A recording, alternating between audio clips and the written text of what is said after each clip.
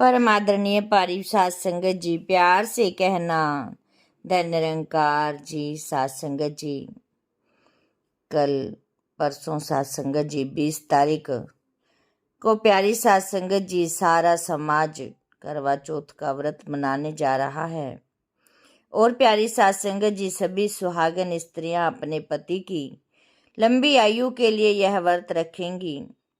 प्यारी सात संगत जी, एक सत्संगी माँ अपनी बेटी को व्रत के बारे में क्या समझाती है, सुनिए सात संगत जी ये जरूर विचार कि सतगुरु माँ कैसे अपने बच्चों को समझा रही हैं।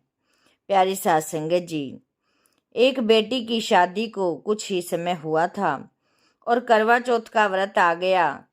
तब सात संगत जी, एक माँ ने अपनी बेटी को करवा चौथ व्रत पर क्या समझाया कि बेटी तेरी शादी के बाद यह पहला तेरा करवा चौथ का व्रत है। तू भी शायद दूसरी औरतों की तरह व्रत रखना चाहेगी, लेकिन बेटा मेरे मन में तुझे समझाने के लिए इस विषय पर कुछ विचार आ रहे हैं, इसलिए मैं तुम्हें यह सब बता रही हूँ। सात संगत जी, ये सच्ची बात है कि एक सात संगत जी सेवादार ने सात संगत जी निरंकारी समागम पर सेवा पर गई हुई थी। तो प्यारी सात संगत जी उन्होंने कहा कि आप ये तो सात संगत जी जिस दिन उन्होंने वहां से सेवा से वापस आना था उस दिन करवा चौथ का व्रत था। सात संगत जी, वह औरत सात संगत जी अपनी सास की जगह सेवा पर आई हुई थी।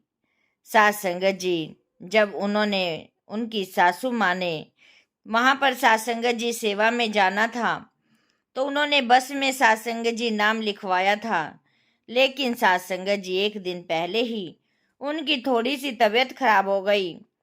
तो सात संगत जी सासू माँ ने अपनी बहू को कहा कि बेटा मेरी तबीयत ठीक नहीं है, मेरी जगह सेवा पर तुम चली जाओ। उसने सात संगत जी अपनी सास को कहा, माता जी उस दिन तो करवा चौथ का व्रत है। तो उसकी सात संगत जी सासू माँ ने उनसे कहा, करवा चौथ वाले दिन रात को तो तुम यहाँ पर वापिस आ जाओगी।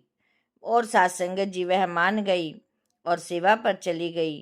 सात संगत जी, करवा चौथ के दिन उसने सुबह सरगी की जगह पर नाश्ता कर लिया और साथ में मीठे में लड्डू ले लिए, वह भी खाकर चाय पी ली।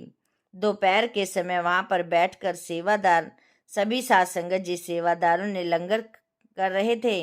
उसी समय सात संगत जी वहां पर बाबा जी आ गए और सात संगत जी उन सबको लंगर खाता देखकर एक साइड पर खड़े होकर सबको देखने लगे। बाबा जी उस बहन से कहते हैं कि बेटी तुमने लंगर क्यों नहीं खाया?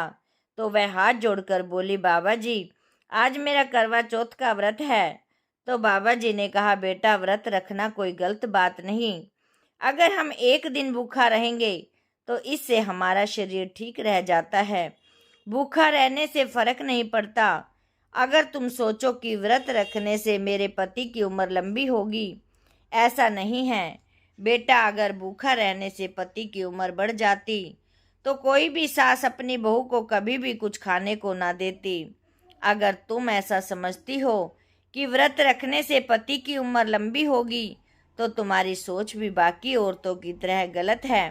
सात संगत जी उन्होंने कहा कि उम्र तो जो निरंकार ने जितनी लिखी है वही रहेगी, वह तो हमारे पैदा होते ही हमारे जाने की तारीख भी समय भी लिख देते हैं। जितनी सांसें हम लेकर आए हैं सब गिनती की ही हैं, जब वह खत्म हो जाएगी तो इस दुनिया से जाना ही होगा। प्यारी सात संगत जी, बाबा जी ने खुद उस बहन को सात संगत जी समझाया, बेटी अगर तुम सच में अपने पति की लंबी उम्र की कामना करती हो तो इसके लिए बाबा जी और सात संगत जी निरंकार से हाथ जोड़कर यह प्रार्थना करना, ताकि उनसे अपने लिए यह मांगना कि बाबा जी मेरे को हमेशा अच्छे काम में लगाए रखना, मैं हमेशा सच का साथ दूं, सेवा करूं, सत्संग में जाऊं, घर में अपने बुजुर्ग माता पिता समान सास और ससुर की सेवा करूं।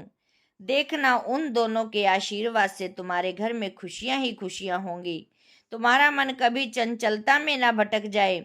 इसीलिए तुम अपने पति को पूरे दिल से प्यार करना।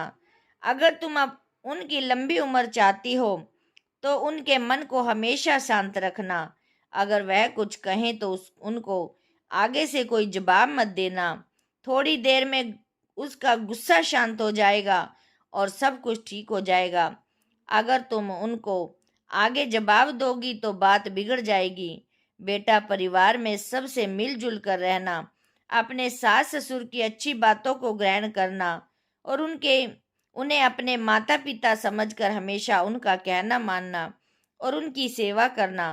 अगर वह किसी बात पर कभी तुमसे लड़ भी जाएं, गुस्सा भी हो जाएं, तो उनके लिए अपने पति के मन में कभी भी किसी प्रकार की कड़वी बातें मत भरना, क्योंकि तुम्हारे पिताजी और सत्संगत जी, बाबा जी ने कहा कि दास भी तुझे यही बार गलती करने पर डांट ही देते हैं। जैसा वह सब चाहें उनके हिसाब से ही रहना, पति और उन सब के कहे अनुसार ही चलना, जो उन्हें अच्छा लगे वैसा ही करना, अपना स्वभाव मीठा और अपना आचरण शुद्ध रखना, कभी भी उनसे छिपाकर कोई भी गलत काम मत करना, हर बात में अपने इस घर की बात मत करना, क्योंकि हर घर के रहन सहन में और खाने वगैरह में थोड़ा फर्क जरूर होता है। किसी के आगे भी अपने पति व परिवार की कोई बुराई ना करना और ना ही किसी का निरादर करना। अगर कभी घर में किसी से मन मुटाव हो भी जाए तो उसे अपने आप आपस में बैठकर सुलझा लेना। अपने मायके तक कभी भी अपने ससुराल की कोई भी बात ना पहुंचाना। अपने पति से छिपकर कभी भी कोई ऐसी चीज मत कर ले लेना जो उसे पसंद ना हो। यदि परिवार में कभी किसी बात को लेकर कोई समस्या आ जाए तो सब मिलजुल कर हल कर लेना, वरना तुम दोनों में अविश्वास पैदा हो जाएगा और बिना बात के झगड़ा हो जाएगा। सत्संगत जी, बाबा जी ने कहा कि तुम दोनों का जीवन सुखमय रहे, किसी बात की चिंता मत करना, क्योंकि बाबा जी हमेशा हमेशा तुम्हारे साथ रहेंगे।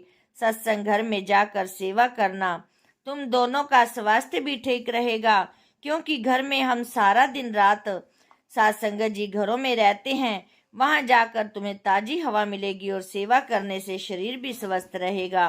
प्यारी सत्संगत जी, जो ये निरंकारी परिवार है बहुत बड़ा है, ये तुम सब परिवार का हिस्सा है और सत्संगत जी इसी परिवार का हिस्सा बनना, तब तुम्हारी और अपने पति की लंबी उम्र पाने की यह सोच बेकार नहीं जाएगी। बेटा, तुम अपने मन को हमेशा शांत रखना, क्योंकि तुम अपने शांत मन से बड़े मुश्किल काम को भी बड़ी आसानी से कर लोगे। सत्संगत जी, बेटी, तुम कभी भी अपना धैर्य मत खोना। अपनी दृष्टि, अपनी वाणी और अपना आचरण अपने पति के अनुकूल ही रखना। वह काम करना जो उसे अच्छे लगे। फैशन तो हर रोज बदलते रहते हैं। ऐसे कपड़े पहनना जिससे उसका पूरा शरीर ढका रहे और तुम अपने पति को अपना पालन करने वाला मानना। उसके अलावा किसी अन्य से किसी प्रकार का प्रतिभाव न रखना। बेटा, तुम हमेशा मेरी शिक्षाओं पर चलते रहना, यही तुम्हारा असली व्रत है। अगर तुम मेरी इन बातों को ध्यान से रखकर हमेशा व्यवहार में लाओगी तो तुम्हारा पति तुमसे हमेशा प्रसन्न रहेगा और उसके प्रसन्न रहने से उसका स्वास्थ्य भी अच्छा रहेगा और उनकी आयु भी लंबी होगी। पति और परिवार के खुश रहने से घर में सुख शांति और धन लक्ष्मी आएगी। इसी तरह तुम अपने पति के साथ वृद्धावस्था तक प्रसन्नचित स्वस्थ जीवन को आनंद से व्यतीत कर पाओगी। व्रत रखना हमारे स्वास्थ्य के लिए अच्छा है, लेकिन अगर कोई सोचे कि सिर्फ व्रत करने से हमारे पति की उम्र लंबी होगी, क्योंकि उस निरंकार ने सत्संगत जी जितनी सांसें देकर हमें इस दुनिया में भेजा है, ना एक सांस कम होगी और ना ही एक सांस बढ़ेगी।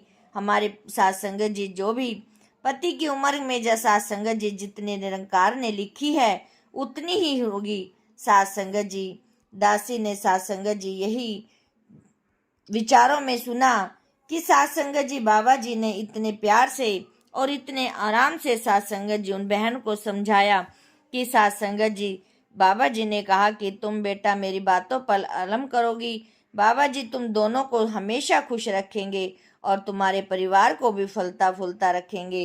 प्यारी सत्संगत जी इतने आराम से और सत्संगत जी इतने सहनशीलता से बाबा जी ने उन बहन को समझाया और सत्संगत जी बहन चरणों में गिर गई और सत्संगत जी कहने लगी कि बाबा जी मैं भटक चुकी थी, क्योंकि साथ संगत जी आज ये दुनिया एक दूसरे के पीछे भाग रही है। जैसा वो कर रहा है मैंने भी वैसा ही करना है। जो जैसा करता है साथ संगत जी उसके पीछे भेड़ चाल चली आ रही है। प्यारी साथ संगत जी, व्रत रखना एक अच्छी चीज है, अच्छी बात है, हमें रखना भी चाहिए। लेकिन साथ संगत जी, हमें व्रत के साथ साथ हमें मन में एक चीज बात ध्यान में रख लेनी चाहिए कि पति हमारा परमेश्वर होता है। और साथ संगत जी, हमें एक दिन प्यार ना करके हमें हमेशा हमेशा पति का सेवा करनी चाहिए और पति की आज्ञा का पालन करना चाहिए। तभी प्यारी साथ संगत जी हमारा व्रत, हम अपने व्रत को साथ संगत जी कामयाब कर सकते हैं। यदि प्यारी साथ संगत जी हम व्रत रखते हुए भी और पति से फिर झगड़े तो उसका प्यारी साथ संगत जी कोई फायदा नहीं। क्योंकि साथ संगत जी साल में यदि एक दिन पति को प्यार करें और फिर हर रोज प्यारी साथ संगत जी उनके साथ कलेश करें या उनका कहना ना माने तो भी प्यारी साथ संगत जी व्रत का कोई फायदा नहीं। प्यारी साथ संगत जी दासी इन्हीं वचनों से आप जी से इजाजत चाहती है। साथ संगत जी, बाबा जी ने बहुत ही अच्छे विचारों में फरमाया कि व्रत का मतलब क्या होता है।